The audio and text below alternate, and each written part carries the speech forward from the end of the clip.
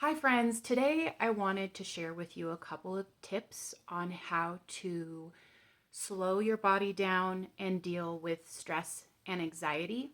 As a recovering person from DV, I have often um, come in contact with a person that, through no fault of their own, they were a bit triggering, and it was hard for me to sort of pull myself in and come back to um, reasonable thinking or clarity. Funny story that will give you a, for instance, situation. A couple of Christmases ago, I was helping a family member with a Christmas party, and they asked if I would go pick up.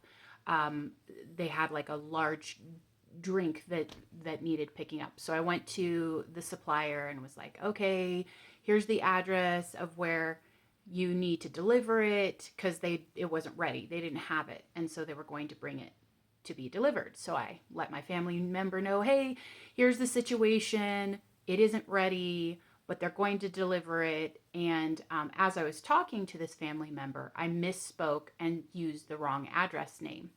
And my family member started talking very quickly and was like, "No, no, no, no, that's not the place. This is the place. Like, this is the address. Let me talk to him." And I was like, "Whoa, whoa, whoa, whoa, calm down, slow down." And I said, "Calm the F down. I've got this. I'm sorry I misspoke. This is the actual address. I just misspoke. I did give this person the right address, but as she was, coming at me with lots of questions, I verbally gave the wrong address to her, but I had given the right address to him." So she's like, "Okay, no, it's fine, it's fine." I get in my car and I was like, "Oh my gosh, I am so overwhelmed. Like my heart is racing. I am freaking out." Um, it triggered me. It triggered me because when I was in the relationship with this abusive person, a lot of times when I would try to explain something, he would sort of speak over me and would talk really fast, so I would be confused and would interrupt me and accuse me. Now, this family member had done absolutely nothing wrong. They were right to be worried that it would end up in the wrong location. And I did verbally say the wrong address to her on the phone rather than like the correct address that I had given to the delivery people. And I was in my car and I was like, "Okay, what is going on?" Like, I was breathing and calming down. And I said, this just brought me back to that place of feeling unsafe and being in danger and knowing that if I can't speak fast enough or explain enough, something bad is about to happen or will happen to me. So I called my family member and apologized and said, "You did absolutely nothing wrong. I'm super sorry for how I handled this. I was a little intense. I was kind of triggered, but I'm good and everything's fine." So that is just a story, one of many, where I was doing normal everyday things and suddenly I am like in intent. I am in the moment in the past and living out the past as if it is the present. And I had to calm down to be rational. I mean, I actually couldn't drive because I was shaking from that situation. And again, my family member was not rude or abusive, but it was so familiar and it triggered me. And so I had to calm down to become rational. So there are a couple of really great ways in which to slow your body down, calm your mind down, and be able to think accurately, clearly, with reason. And even when you are a person in trauma, that doesn't mean that you can't get that clarity and reason back. So I'm going to give you two ways in which to do that. The first one, as you're listening to me, you can actually do this. You sit down is the best thing. So you're in a chair, closing your eyes, maybe rest your hands in your lap. Mine are touching my legs. And you want to, from the top of your head all the way down to your feet, you're going to sort of do this checking in with your physical space and your body and what it's touching and what you're experiencing.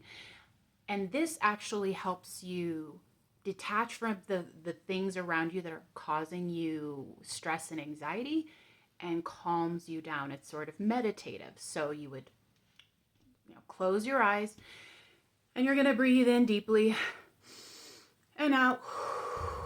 If you can't hear that, you're probably not breathing hard enough. So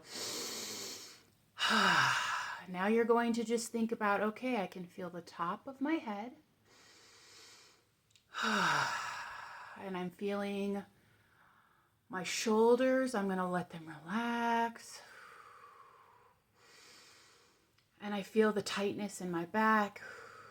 I'm telling it to relax. Now I'm noticing, okay, I can feel the back of the chair.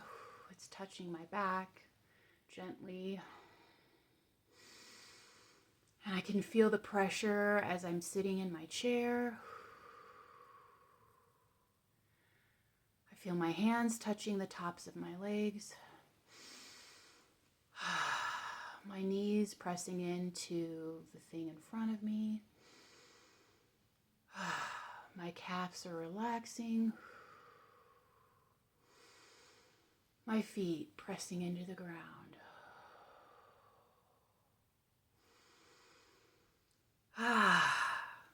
I'm already feeling like 1,000% more calm. So that one works really well. It's just checking in and calming your body. Here's another fun one. I remember texting my counselor in a very real panic attack. And I remember her texting this to me and I was irritated.